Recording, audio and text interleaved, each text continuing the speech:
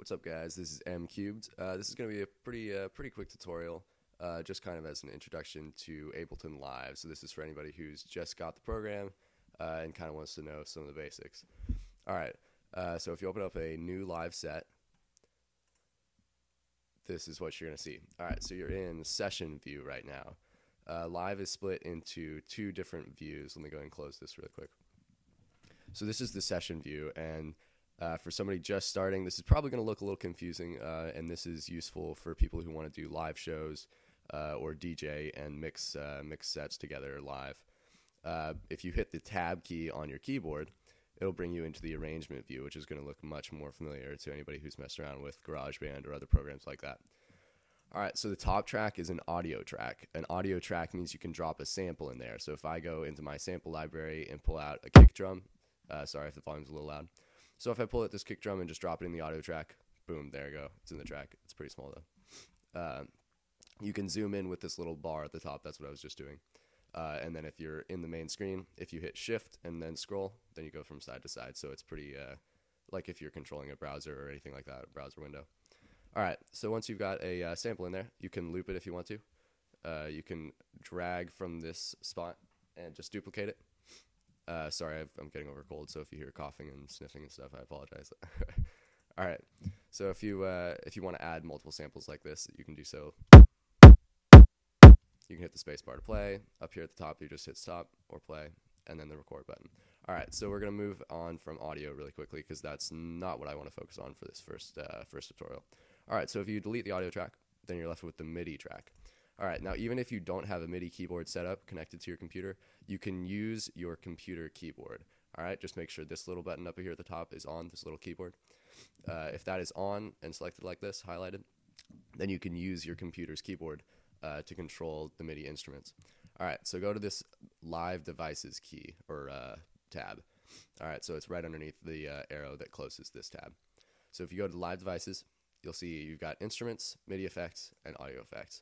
All right, the most useful things are the instruments and audio effects. MIDI effects are pretty useful if you're trying to do a couple of different things, but for this tutorial, you'll just be using audio effects and instruments. All right, so open up the Instruments tab. Go down and hit Operator. Hang on just one second. My cat is on my table.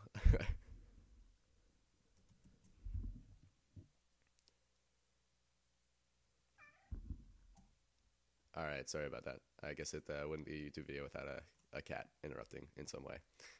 All right, so if you go down in through Instruments and click on Operator, you can either double click on it or drag it into your arrangement view and just drop it over the track. All right, so now you have the operator synthesizer in your first MIDI track. All right, so if you hit a key on your computer keyboard and this button is on, it should make a sound. All right, so right now it's set to sine wave. And this actually, I guess this tutorial is really going to be a look at basic subtractive synthesis, which sounds complicated, but it's not. It's really simple. All right, so on the left-hand side, you have your different operators or your different waveforms. Oscillators, yeah.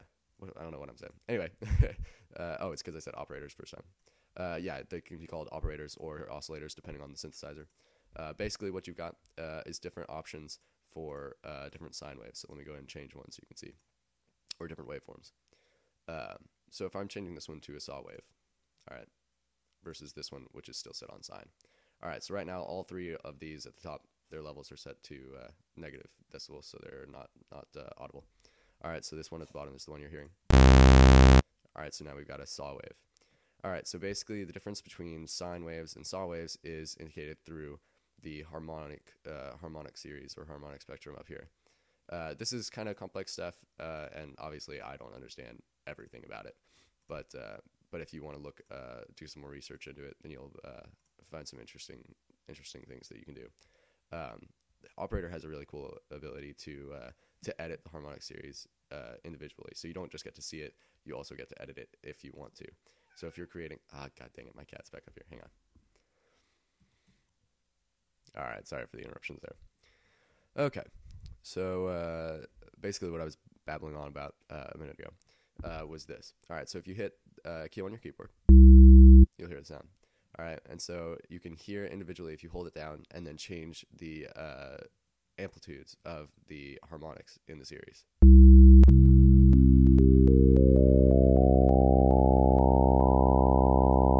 So it sounds like I'm slowly like rising up the keyboard, hitting notes to create like a big chord. But when it's all together, all right, so that's just me hitting notes on my computer keyboard. It now sounds like one tone. Basically, the timbre of each sound is defined by the amplitudes of the different harmonics in this series. All right, so if you want to make a bunch of random sounds,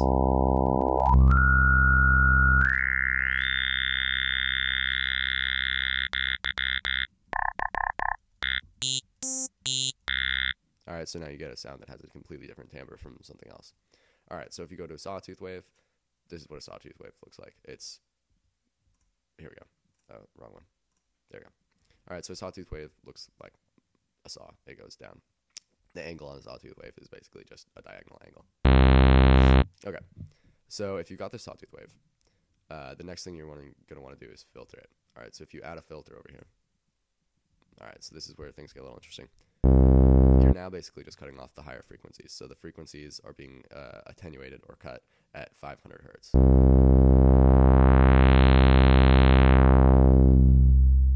All right, so you see as you lower this down, then you can only hear the lower frequencies.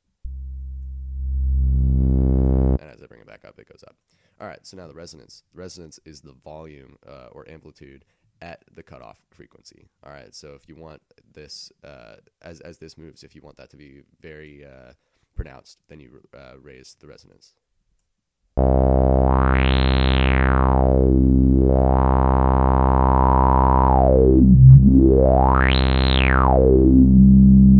right, so now this is how a lot of the classic, and by classic I kind of mean amateur dubstep basses are made. All right, so I'll show you really quickly just so you can kind of get an idea of what's going on.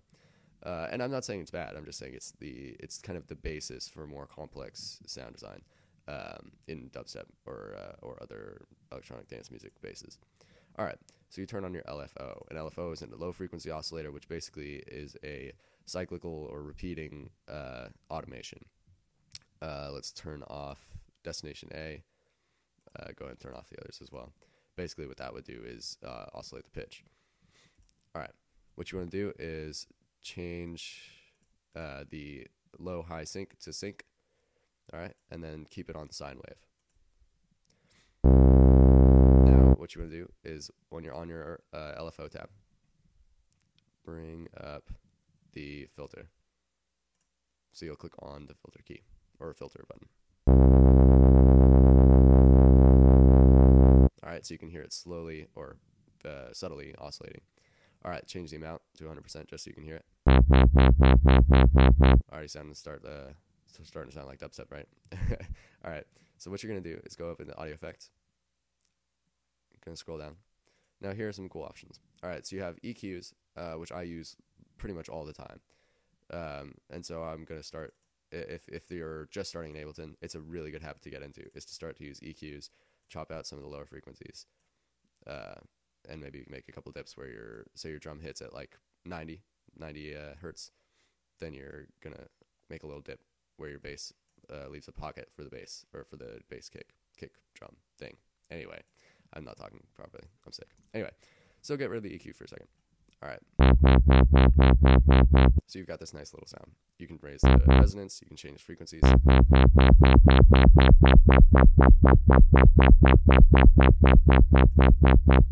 right, until you get something that you like. Now, obviously, this is a super basic bass line or wobble bass or whatever you want to call it. And that's not what this tutorial is about. This tutorial is more about sound design in general. So turn off your filter and LFO. All right, now there's something called frequency modulation or FM synthesis. Now this is where things get a little interesting. Basically, if I turn on this LFO and I hit the A, you hear that as a distinct movement in the pitch of this oscillator A. Sounds pretty cool. But what you want to do is, instead of using a low frequency oscillator, which is oscillating right here on quarter notes, instead you're going to use another oscillator. So if I turn oscillator B on, right now you can see on the bottom right hand corner of this patch of this oscillator, or the operator synth, these are the different algorithms you can use. All right, so right here, they're all separate. If you can see all the little lines coming out from the bottom of each oscillator or operator, you can see that they're all separate. They're not routing through each other. Here, on the other hand, they're all routing through each other. All right, ending in A. So A is the carrier, and the other three oscillators or operators, I'll just call them operators. So the other three operators are the modulators. They're modulating A. A is carrying the actual sound. All right. Now you notice that there's a completely different sound, even though all I did is add a sine wave. Now a sine wave by itself, if I turn off A, oh, come on. Hang on. I gotta turn this on first. So if I turn off A, that's all it is. It's just a sine wave. So that simple sound being routed through A, which is a sawtooth, sounds like that by itself, with a sine wave modulating the frequency of the carrier A. This is what you get. All right, and you can change the levels to change that timbre. Now you notice that dynamic sweep of crazy timbres and stuff. That's frequency modulation, so that's FM synthesis. FM synthesis, you can go in-depth into FM synthesis and just experiment, and you'll find all sorts of cool stuff. So if I change the ratio to half,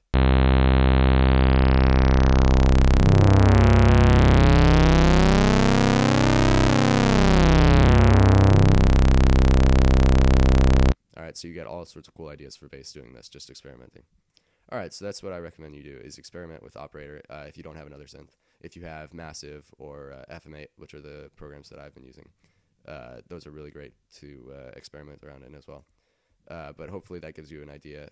Obviously, if you've messed around with synths before, then you know what a filter does, you know what an LFO does, and it's just a matter of messing around and experimenting. The algorithms are very important, and you can kind of just mess around with those as well. You can find obviously what you're planning on modulating. Like I was modulating just the carrier, the first oscillator, and then you can just choose what's going on behind them or what's modulating it. All right, so I'm going to go ahead and close operator. Now, in terms of actually composing a track, let's go ahead and pull out a drum kit. So open up the drum rack, click kit, and then find a kit that you like. I think there's one that's pretty good down here.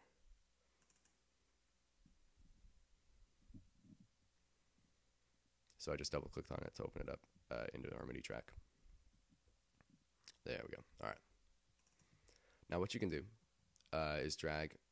Let's go ahead and create a bar of sound. So right click on this spot once you've selected it, and then hit Insert Midi Clip. The shortcut is Shift Command M, but I'd usually just right click. All right, I'm gonna change the color so you can see it. All right, so we have a little bar. What you can do is loop it really easily if you want to. So if I double click on this, it'll open up the MIDI note view. Basically what I can do in here is enter notes. So if you are using a MIDI keyboard or your computer keyboard, then you can hit notes to test out the different sounds.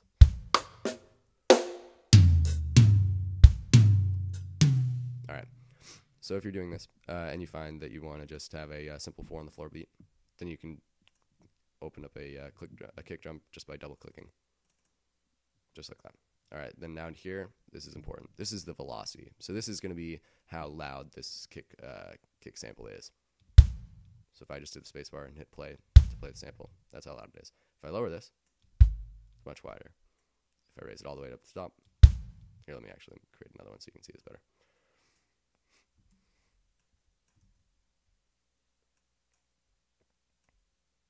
All right. So this velocity meter is important. Obviously, if you're playing something with a MIDI keyboard and you're recording it live, then how hard you hit the keyboard is going to determine how high the velocity is. But when you're inputting a note just by double-clicking, then you need to either raise the velocity, or if you want all your notes to be at the full velocity, what you can do is double-click, hold it down, and then raise it like that. All right, so you're double-clicking, holding it down, and then that'll set your default. So if I did that, then the next note that I click will be at minimum velocity. If I want it to be at full velocity, then I raise it up when I double click. So you're basically clicking once, holding down the second click, and then that creates what your default setting is. All right, so if I loop it up here in the arrangement view, then I can get a nice 4-bar loop. And if I want to edit that loop, I can add in new sounds. All right, so this is all very simple. Basically, when you're arranging the track, you can add new tracks by clicking. The shortcut is Command-Shift-T, or you can right-click and hit Insert MIDI Track. All right, I use mostly MIDI tracks. Any samples that I use are something like a sweep-up effect or things like that. But if you want to create your own drum kit, this is what you can do. So click on drum rack. It opens up a blank drum rack. All right. Now there are a couple different ways you can do this. If you've got samples, then you can obviously drop in new samples from. Let's see, I have Vengeance Essential Club Sounds, the third package that they released in that series apparently. And so if I wanted to add some cymbals, then I could open up the crash cymbals and try to find something that I liked. And then when you have something you like, you just drag it in. And there you go. So now you've got a sample in your drum rack. And you can keep adding samples and create a whole drum kit if you want to. Now let's see. That's pretty much it as far as like basic arrangement within Live. Obviously, this is the first tutorial I've done, so I'm not super experienced with how to explain things within Live. But hopefully this gives you an idea of a couple different things you can do. I'm planning on later doing a tutorial specifically upon EQing and mixing your tracks, and then for maybe a short tutorial upon how to master or self-master, just to send demos and such. So that is about it, and I hope this was helpful. If you have any questions, just leave it in the comment spot below, and if you like this or like my music, then you can subscribe to this channel. All right, thanks guys. Talk to you later.